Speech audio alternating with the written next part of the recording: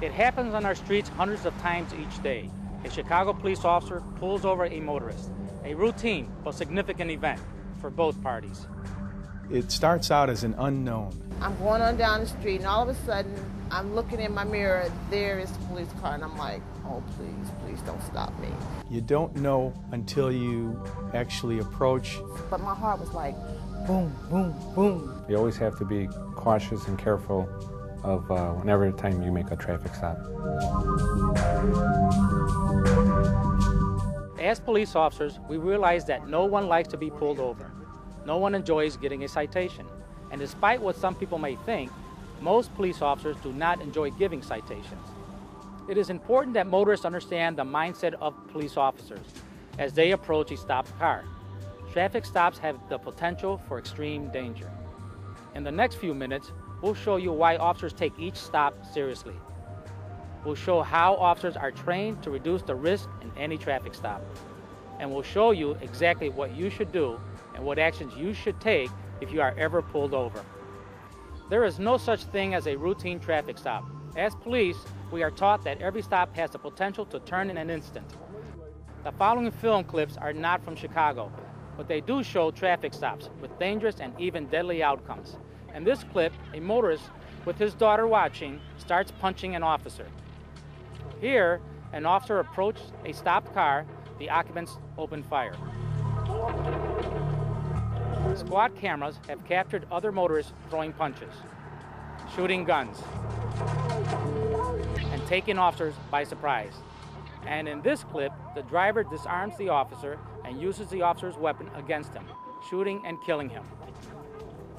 These clips explain why officers are trained to follow specific procedures and maintain control during each traffic stop. I've seen officers have been pulled into vehicles.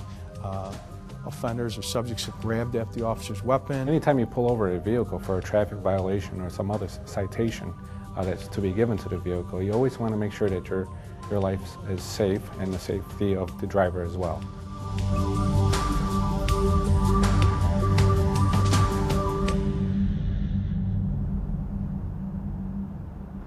An officer pulls over a motorist because she was going 14 miles over the speed limit. Watch how both parties contribute to the escalation of the stop. Notice how the risk goes up as tempers rise. Don't you have something better to do? Why are you stopping me? Lady, I don't have time for your mouth. And I don't have time for this. Just give me your license, will ya? Wait a minute, who told you to get The driver's license and insurance card are in her purse in the trunk. Stop, freeze, lady! The officer was rude. The motorist was uncooperative. It's the recipe for an extremely risky situation. If you are being nasty about it when you first meet a person, then how would that person react to you? If they are stopped, they need to, first of all, listen to what the officer is saying. Jumping out of the car and confronting the officers that conducted the stop immediately sets the stop off on the wrong foot. You're escalating and you're making the officer feel that his life is in danger. And being in danger, the officer can take it to another level. Let's look at the same stop, but through a different lens.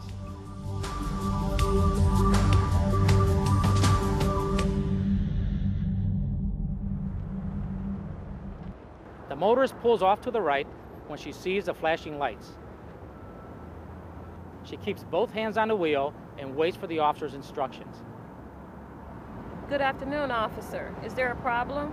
Ma'am, I'm Officer David Ramos with the Chicago Police Department. The reason I stopped you this afternoon is because you were going 14 miles an hour over the posted speed limit. Sir, any reason you were going so fast? Well, I am kind of running late. Are you going to write me a ticket? We'll see about that, ma'am, but first I need to see your driver's license and insurance. Okay, it's in my purse, in the trunk. I'll allow you to get those items. The officer instructs the motorist to exit her car and open the trunk to retrieve her purse. At all times, her hands are in view. She hands over her license and insurance card. Okay, Miss Braxton, for your safety and mine, I'm going to ask you to step to your vehicle while I review these documents. Okay. After she returns to her car, the officer writes a citation. Miss Braxton, I've issued you a citation for speeding, but I've chosen not to issue you a citation for failure to wear your seatbelt. You must buckle up, it is the law. Thank you, officer. Is that all? Yes, ma'am, and please drive carefully. The officer was respectful and professional. He maintained control. The motorist was cooperative and respectful to the officer. She also maintained her own dignity. Always maintain professionalism with the officer. I think attitude is good on both parts. Because traffic stops have the potential for extreme danger, Chicago police officers receive ongoing training on ways to reduce risk and to conduct stops that are safe, professional, and tactically sound. This is a portion of a training video called Tactical 8-Step, a step-by-step guide to traffic stop safety for police officers. For purposes of this video, we have developed the 8-step model for motorists. Step 1. When you see sirens and lights, pull off to the right. Step 2. Look for a safe place to park, well lit and out of heavy traffic. Step 3. When parked, place both hands on the wheel. Step 4. Do not get out of the car unless the officer requests it. Step 5. Convey a receptive attitude. Anger, hostility, and sarcasm never help. Step 6. Remember the 2 R's, respect and respond. Step 7. If you need to get a license or insurance card from your glove box, purse, or trunk, let the officer know your intentions.